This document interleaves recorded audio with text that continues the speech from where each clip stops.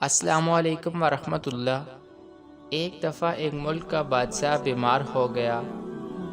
جب بادشاہ نے دیکھا کہ اس کے پاس بچنے کی کوئی امید نہیں تو اس نے اپنے ملک کی رعایا میں اعلان کروا دیا کہ وہ اپنی بادشاہت اس کے نام کر دے گا، جو اس کے مرنے کے بعد اس کی جگہ ایک رات قبر میں گزارے گا۔ سب لوگ بہت خوفزدہ ہوئے اور کوئی بھی یہ کام کرنے کو تیار نہ تھا۔ اسی دوران ایک کمار جس نے ساری زندگی کچھ جمع نہ کیا تھا، اس کے پاس سوائے ایک گدھے کے کچھ نہ تھا۔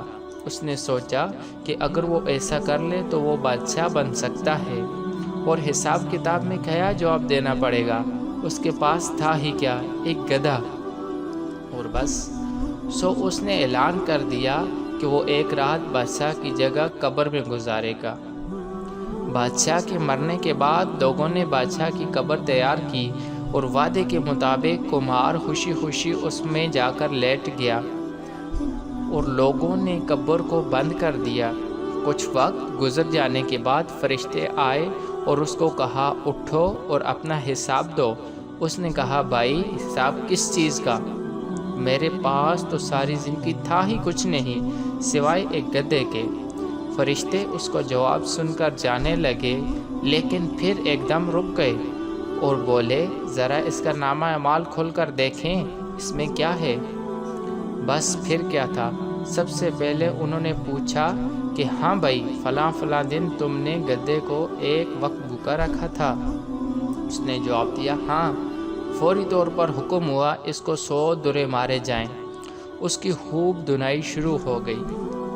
اس کے بعد پھر فرشتوں نے سوال کیا، اچھا یہ بتاؤ، فلاں دن تم نے زیادہ وزن لاد کر اس کو مارا تھا؟ اس نے کہا، ہاں۔ پھر حکم ہوا کہ اس کو 200 درے مارے جائے۔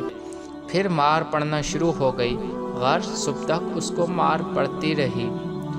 صبح سب لوگ اکٹھے ہوئے اور قبر کشائی کی تاکہ اپنے نئے بادشاہ کا استقبال کر سکیں۔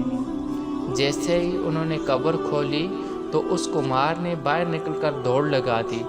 لوگوں نے پوچھا، بادشاہ سلامت کدھر جا رہے ہیں؟ تو اس نے جواب دیا، او بھائیو، پوری رات میں گدھے کا حساب نہیں دے سکا تو پورے رعایا اور مملکت کا حساب کون دیتا پھرے گا؟ یہ کہانی ایک فرضی ہے، لیکن کبھی سوچا ہے کہ ہم نے بھی حساب دینا ہے اور پتہ نہیں کہ کس چیز کا حساب دینا پڑے گا۔ اگر آپ کو یہ واقعہ پسند آیا ہے تو ہمارے چینل کو سبسکرائب کیجیے اور ثواب کی نیت سے اسے شیئر کیجیے تاکہ کوئی مسلمان اس کو پڑھ کر نصیحت حاصل کر سکے۔ آمین۔